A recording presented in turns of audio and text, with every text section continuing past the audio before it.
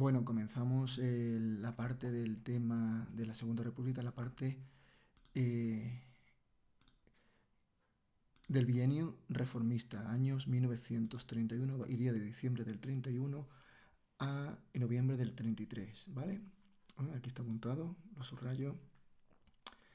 Y bueno, este es el gobierno del bienio reformista y como todos sabéis, pues son los mismos, prácticamente son los mismos políticos que estuvieron en el gobierno provisional. Simplemente que durante el gobierno provisional, pues se hizo una serie de reformas y la Constitución. Y a partir de que se ha hecho la Constitución, pues entraría en lo que entraríamos en la etapa del bienio reformista. ¿eh?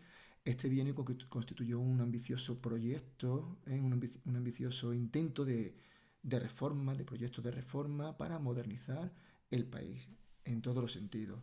En militar, en agricultura, en trabajo, en la enseñanza, en la religión, en todos los aspectos que hemos visto nosotros, ¿vale?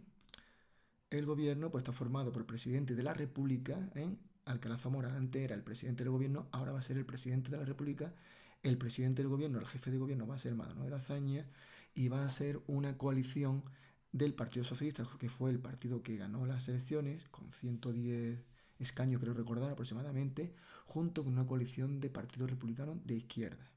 El segundo partido fue la CEDA. No, perdón, el segundo partido fue el Partido Radical de Lerroux, pero Lerroux no va a permanecer en el gobierno porque tenía muchas discrepancias con los socialistas. ¿Vale? Bueno, entonces comenzamos ya la etapa. Recordar, es muy importante, yo hice hincapié en distinguir entre las medidas del gobierno provisional y las medidas que ahora vamos a ver del bienio reformista. También os dije que si os liáis mucho, que pongáis en esta etapa casi todas las reformas. Bien es verdad que hay cierta reforma como la militar que se dan más en esta etapa.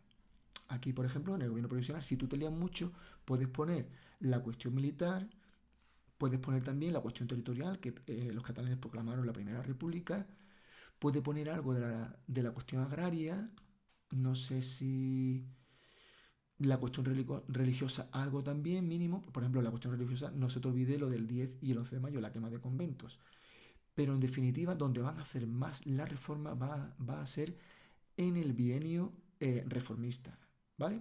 Así que si te lías mucho, pon la cuestión militar,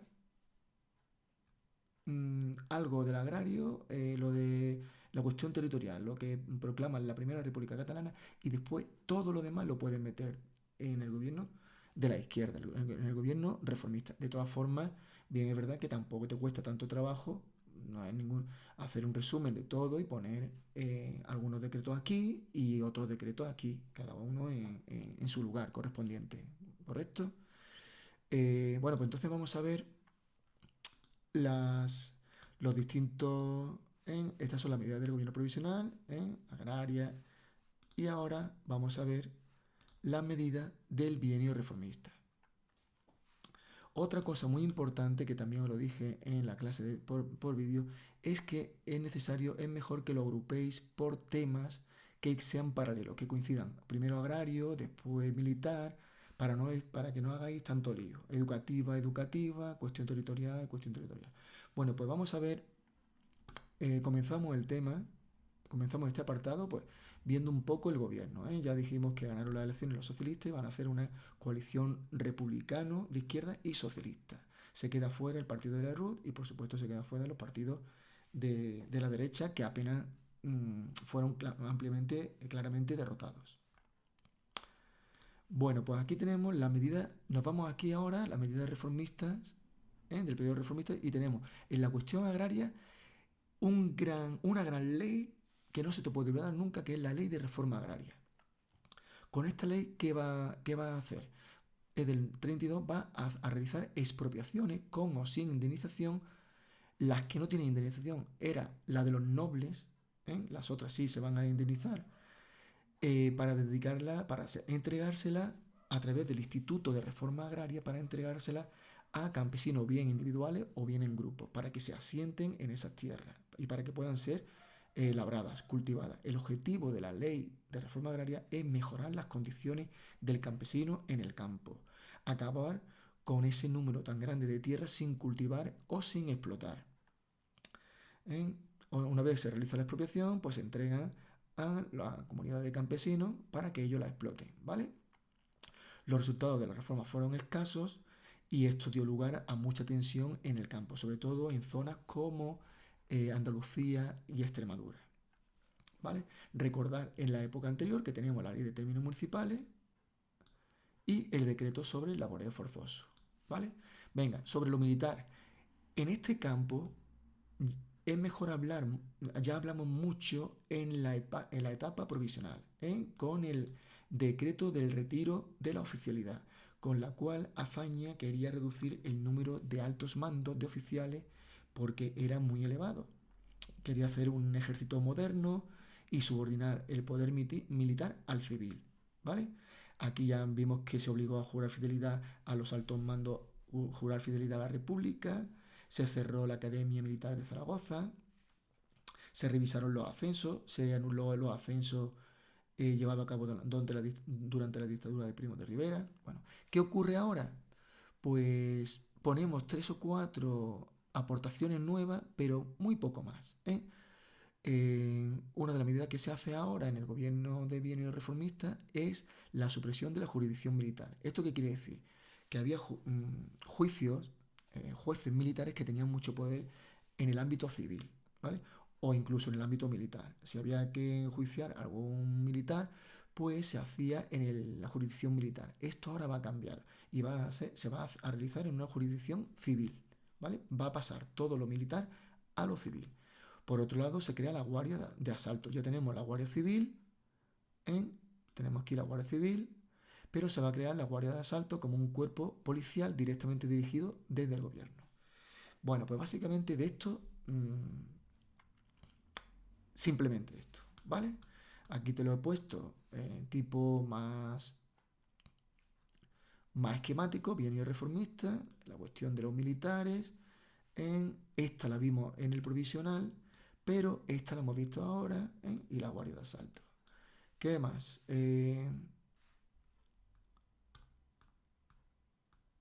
Hemos visto, en primer lugar, la ley de reforma agraria en el campo, reforma en el campo, muy importante, las expropiaciones para asentamientos colectivos. Se persigue tierras mal cultivadas o sin explotar.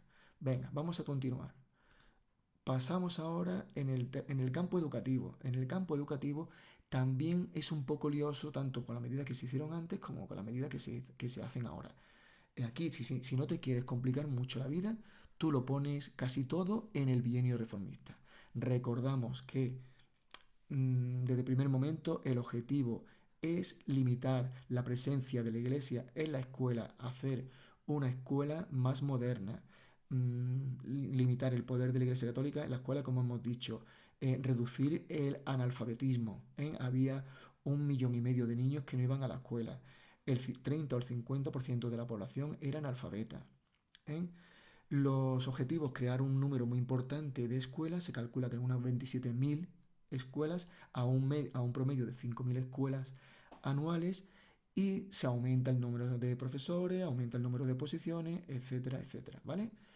La novedad que tenemos en esta etapa, en la etapa del bienio reformista, sería las misiones pedagógicas.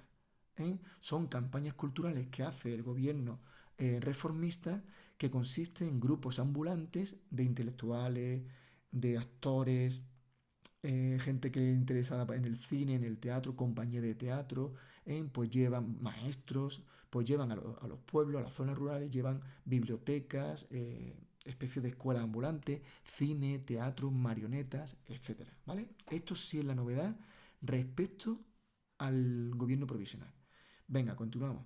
La cuestión territorial. Pues aquí sí, aquí en el bienio reformista lo que hace es proclamar el Estatuto de Autonomía para Cataluña. Y ya vimos que la cuestión territorial en el periodo provisional se chocó con un grave problema, que es que Francesc Macià, de Esquerra Republicana de Cataluña, proclamó la República Catalana. Tuvieron que ir allí y convencerles de que ahora se iba a hacer un estatuto de autonomía. Este estatuto le va a dar amplios poderes políticos, económicos, culturales, difusión del catalán, etcétera, etcétera, etcétera. También se le promete el estatuto del País Vasco y a Galicia. Lo que pasa es que esto se va a ver interrumpido por la guerra civil. ¿Vale? Y ya tenemos el último punto, hemos dejado la cuestión religiosa. Vemos aquí, te vuelvo a recordar que aquí lo tenemos aquí lo tenemos, educativa, la cuestión regional, este puesto solamente el bienio reformista, pues creamos el Estatuto de Cataluña y se le promete el estatuto al País Vasco y a Galicia. Venga, y ya vamos con el último punto, que es la religión.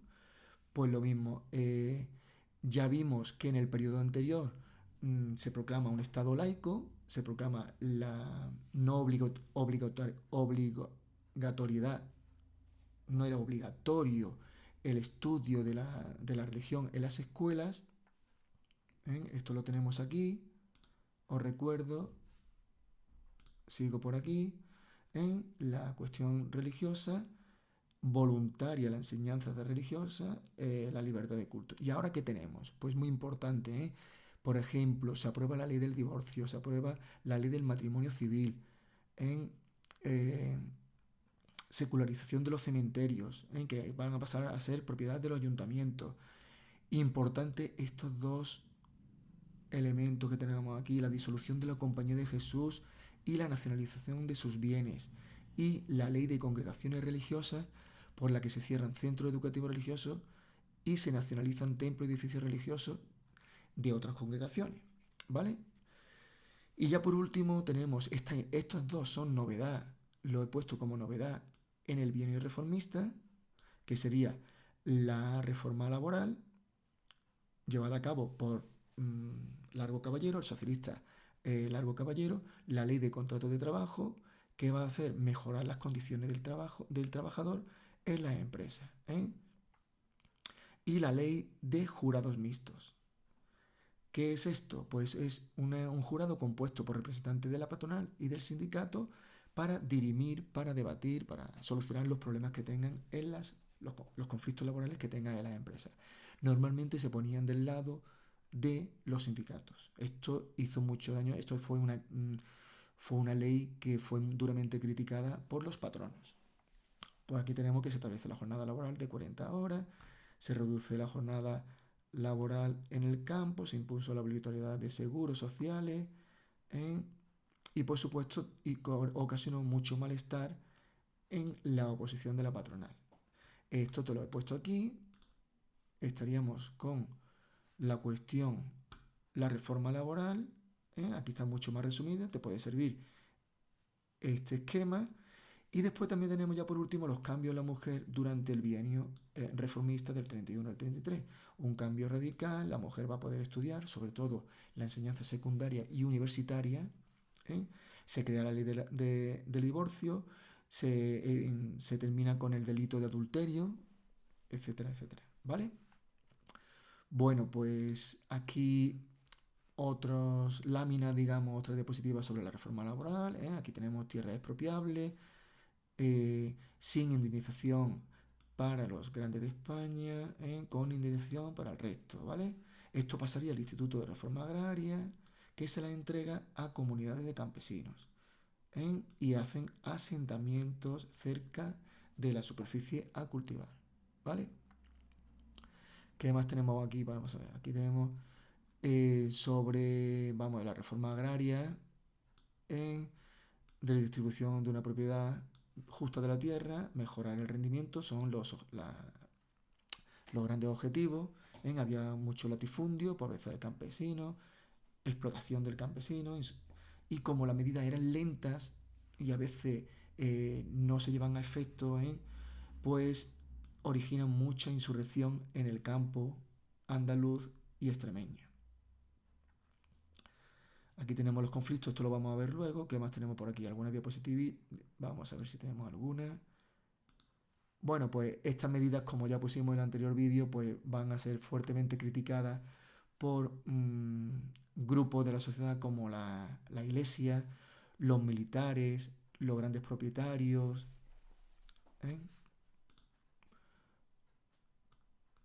Bueno, y... ¿Vale? Esta es una lámina, estaríamos aquí, estaríamos en el bienio progresista. Bueno, pues yo creo que ya le hemos dado un repaso, ¿eh? ¿Qué más? Este es el gobierno, como puse antes. Es un periodo en el que se van a hacer muchísimas reformas. Es un proyecto muy ambicioso para modernizar el país, para modernizar la política y podemos poner para modernizar la economía, para mejorar la economía, para modernizar la sociedad, para una mejora de la instrucción pública, de la enseñanza, para quitar el analfabetismo, mejorar la situación del obrero en la fábrica, la situación del campesino en el campo, en el mundo rural, etcétera. Aquí tenemos reforma del ejército, aquí se mezclarán tanto el del gobierno provisional como en el bienio reformista. Se exige a los militares fidelidad a la República y a la Constitución. Se suprimen, aquí viene una información más que la que yo he dado, se suprimen las regiones militares, se eliminan los grados, se clausura la academia militar, bueno, vamos a ver, se reducen los gastos militares, el ejército se somete al poder civil, no fue mejor dotado, la reacción lógicamente del ejército, pues fueron un poco los militares que se retiraron, pero sí había muchos que pensaban que Azaña iba en contra del ejército español y esto supone una amenaza golpista. La reforma agraria, este es Largo Caballero, en miseria del campesinado, esto es muy fácil de enrollarte, ¿vale? La ley de reforma agraria, ya esto entraría en el periodo, en el bienio reformista. Se crea el Instituto de Reforma Agraria, se expropian sin indemnizaciones algunas tierras, pero otras tienen indemnizaciones como hemos visto, ¿vale? Bueno, y ya iríamos al apartado, esto ya lo hemos visto antes, y vamos a ir al apartado eh, de los problemas, ¿vale?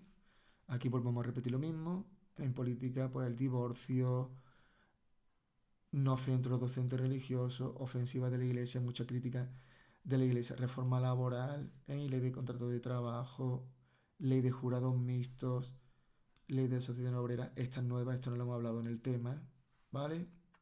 Más cosillas, reforma educativa, bueno, ampliar, se necesitan 27.000 escuelas, se han cerrado las religiosas, con lo cual se necesitan más escuelas, se duplica centro de secundaria, bueno, estos son muchos datos que voy dando, pues tú te quedas con lo que hemos puesto en los apuntes y yo creo que ya va bien, ¿eh? Incluso tendrás que resumirlo.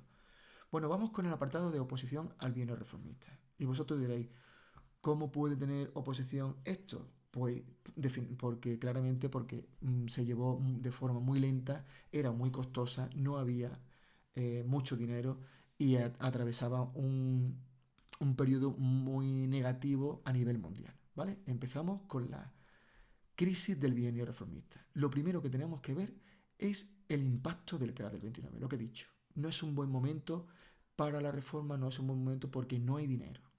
En la crisis del crack del 29 propició que los bancos norteamericanos quisieran recaudar los préstamos dejados a Europa para recuperarse de la Primera Guerra Mundial y los bancos europeos tuvieron que devolverle el dinero que, que se pidió.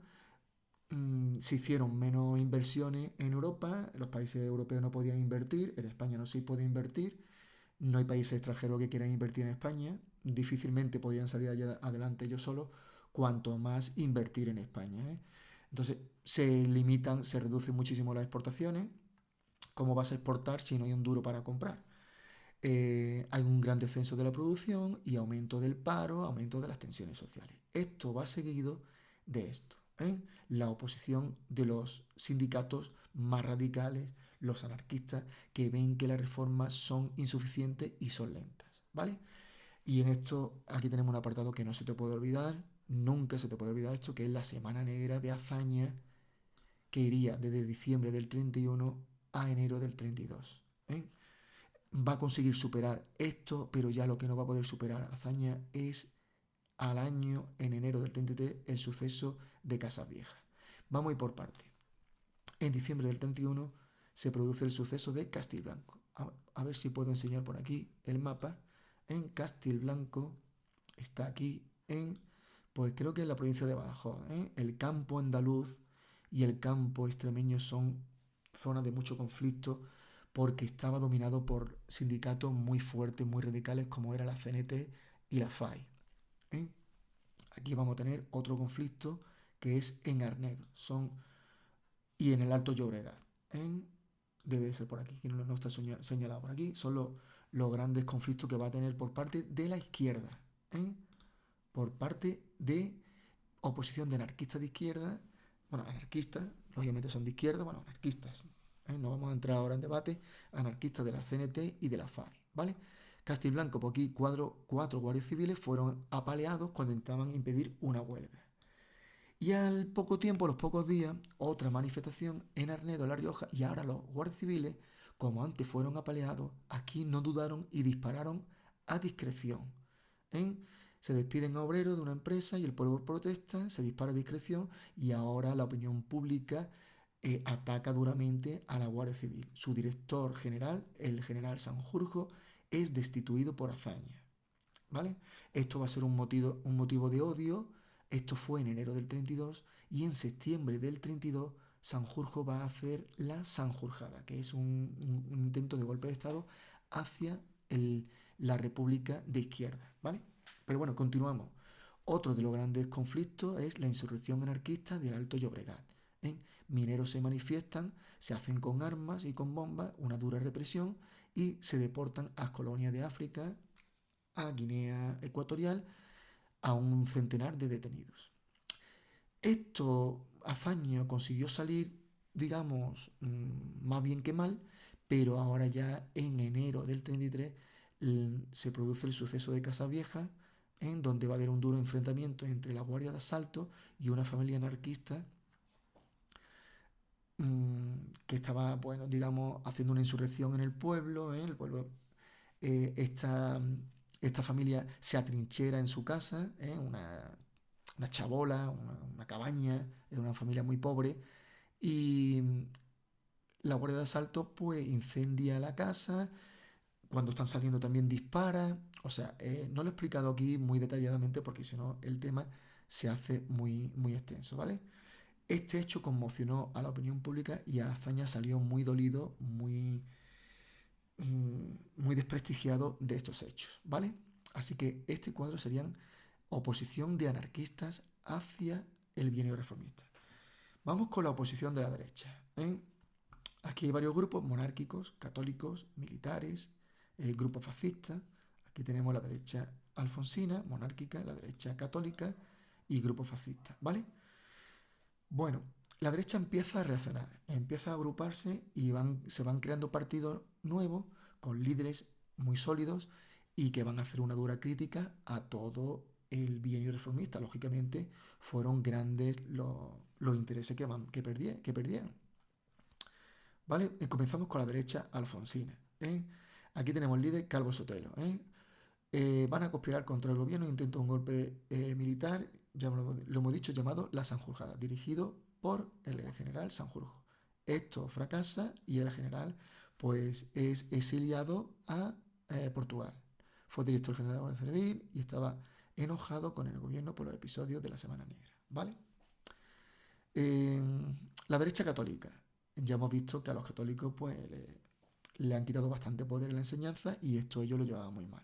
Su líder era Gil Robles y se crea el partido de Confederación Española de Derechas Autónomas, un conglomerado de partidos de derecha, en defensa de los valores cristianos. Veían al gobierno no como laico, sino como anticlerical. Es digamos, un grado mayor, más radical. Y ya por último tenemos los grupos fascistas que van surgiendo. En el 31 se forma la JON con Ramiro Ledesma y Onésimo Redondo y crean la JONS, ¿vale? Y en el 33 José Antonio Primo de Rivera crea la Falange. Son partidos contrarios a la democracia, contrarios a un régimen liberal y siguen la moda europea de partidos fascistas del periodo de entreguerras, como sería el fascismo italiano y el partido nazi alemán, ¿vale? En Portugal, en Austria también se está dando movimientos de auge de partidos fascistas, antidemocráticos. Bueno, y ya la definitiva crisis del gobierno de Azaña y que le supone el final del gobierno, pues aquí, en este cuadro, hemos puesto, en este cuadro, hemos puesto esto que está aquí, en continuas revueltas por parte de sindicatos de izquierda, el CRA del 29, en reorganización de la derecha. Bueno, vamos a poner aquí bueno, aquí vamos a poner una foto del campo que está revuelto. Este es el suceso de, a ver si lo digo, Casas Viejas, esto lo de Arnedo, y este es el partido de sindical, un partido, un periódico de, no sé si es de la CNT o de la FAI, donde la incalificable agresión de Arnedo, en donde critica duramente al gobierno. Recordar que el gobierno había tres miembros del Partido Socialista y Azaña, bueno, una coalición de republicanos de izquierda. Entonces el pueblo veía muy mal que la Guardia de Asalto, que la Guardia Civil atacara a campesinos, o a manifestantes de obreros. Entonces, esto supuso un duro trago, digamos, para el mismo gobierno, tener que disparar o reprimir manifestaciones de obreros y de campesinos. Bueno, aquí vemos el bienio reformista, oposición de la derecha, en las organizaciones que hay. Nosotros hemos quedado con este partido, Renovación Española de Calvo Sotelo, aquí está, son monárquicos, añoran la monarquía alfonsina. ¿eh? Después tenemos también incluso carlistas, todavía hay carlistas, sobre todo en el norte, con Falconde, su líder. Y aquí tenemos la Hons, partido fascista, con Ramiro Ledesma y Onésimo Redondo. Aquí tenemos también fuerzas de la oposición, pues lo típico, anarquistas, ya lo hemos visto, con Casas Viejas. El ejército, claro, con todo el poder que le ha quitado, en sublevación del general Sanjurjo en septiembre del 32. La iglesia, partidos políticos de derecha que van surgiendo y se van a unir en las siguientes elecciones. Y aquí tenemos Sanjurjo, la Sanjurjada, golpe de Estado. Y aquí tenemos los partidos de derecha, principales personalidades de derecha. Calvo Sotelo, que era un líder monárquico, añoraba a Alfonso XIII. Gil Roble, que era católico. Y aquí tenemos José Antonio Primo de Rivera, líder de la Falange. Y este es el general Sanjurjo. ¿Vale? Los conflictos ya lo hemos visto, en la zona, sobre todo aquí está en Cádiz, Casa Vieja, Castilblanco, en Villanueva de la Serena también hubo otro, en Arnedo, Alto Llobregat, pues supongo yo que sería por ahí, no lo he mirado. Bueno, ¿y qué más tenemos? Lo mismo, la izquierda, esto lo he sacado de internet, la Sanjurjada, ¿eh? ¿eh? Las reformas se hicieron lentas, y las que se hicieron pues no gustó ni a la iglesia, ni al ejército, ni a los propietarios de tierra, ni a los patronos. Y por otro, los sectores más radicales de izquierda pensaban que era poca la reforma que se estaba haciendo, poca y lenta. Unos pensaban que era mucha y otros pensaban que era poca. ¿Qué más tenemos por aquí? Bueno, pues lo mismo, recomposición de los grupos de derecha, lo mismo, la CEDA, ¿eh? Calvo Sotelo, aquí no está, ¿vale?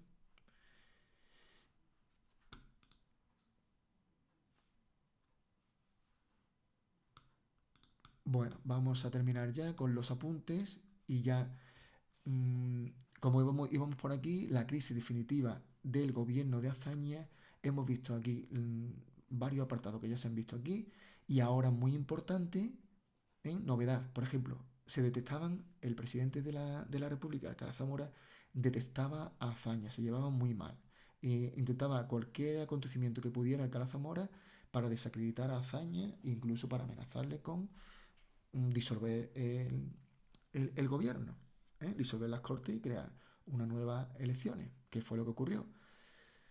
Más, aquí he puesto rechazo de sectores de la sociedad, campo, ejército, propietarios, empresarios, la iglesia, en todo esto.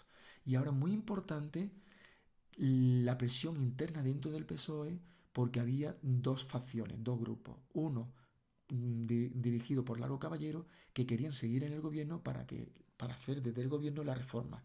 Pero otros, como Indalecio Prieto, deseaban salir del gobierno y apoyarlo desde fuera. ¿Por qué? Porque no le gustaba los acontecimientos que han ocurrido, que se disparara contra obreros, contra campesinos, y entonces el Partido Socialista estaba quedando muy desacreditado, porque era el partido obrero que había, era el partido que tenía que defender a los obreros, y era el partido que estaba en el gobierno. Entonces, algunos abocaban por salir del gobierno. Esas son presiones internas dentro del PSOE, pero es que el gobierno tenía presiones externas, ¿vale? Sobre todo del segundo partido más votado, que no se olvide que es el Partido Radical de Lerroux. El Partido Radical era un partido que defendía a los propietarios, era un partido de centro derecha, ¿eh? Y no quiso participar en el gobierno, aunque tenía, pues no sé si eran 90 escaños, 100 escaños, tenían muchísimos escaños. El gobierno tuvo que requerir de republicanos de izquierda porque este partido era el segundo más numeroso en el Parlamento, ¿eh? Entonces no participó en el gobierno por estar en contradicción, por ser contrario a los socialistas, y, y Lerroux continuamente le pedía al Alcalá Zamora que echara a los socialistas del gobierno, que disolviera, que pusiera, por ejemplo, que si echaba a socialistas del gobierno, este partido sí iba a entrar en el gobierno con una cantidad muy grande de diputados y podía hacer una gestión mucho más tranquila porque va a tener una gran mayoría, ¿eh? El PSOE era el partido más votado, representaba a los campesinos y obreros. El partido de Lerroux, el segundo más votado, no quiso entrar a formar parte del gobierno porque que no quería estar con los socialistas, ¿vale? Y como he dicho, representaba a los propietarios rurales y urbanos y criticaba las medidas que el PSOE había hecho en el campo y en el terreno laboral, porque era muy dura hacia los propietarios, hacia los empresarios, que era quien representaba a Lerroux, ¿vale? Y Lerroux continuamente estaba criticando, continuamente estaba haciendo una posición bastante dura, ¿vale?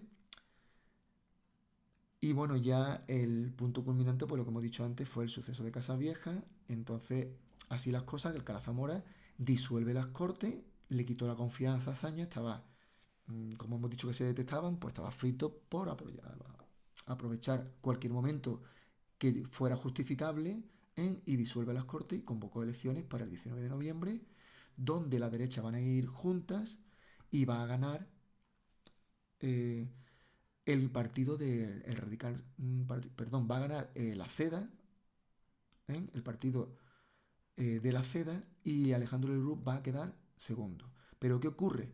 Que la CEDA, como estaba catalogado como un partido antirrepublicano, por miedo a crear levantamientos de izquierda, eh, Alcalá Zamora le pide al segundo partido, a Lerroux, que forme gobierno. Y fue lo que ocurrió. Alejandro Lerroux forma gobierno con partido republicano de derecha o con partidos de derecha, ¿eh? Y la CEDA le va a estar apoyando desde fuera, ¿eh? Aquí están los resultados de los aliados que tiene: Partido Agrario, 30 diputados, la Liga Regionalista Catalana, 24, el Partido Republicano Liberal Demócrata, con 9 escaños, le van a ayudar, van a sumar diputados con Alejandro Lerroux, y la CEDA pues le va a ayudar desde fuera, ¿vale? Y ya entraremos en la última parte del tema, que sería el gobierno de la derecha y el Frente Popular, ¿vale? Y con esto queda terminado este segundo apartado del tema de la Segunda República.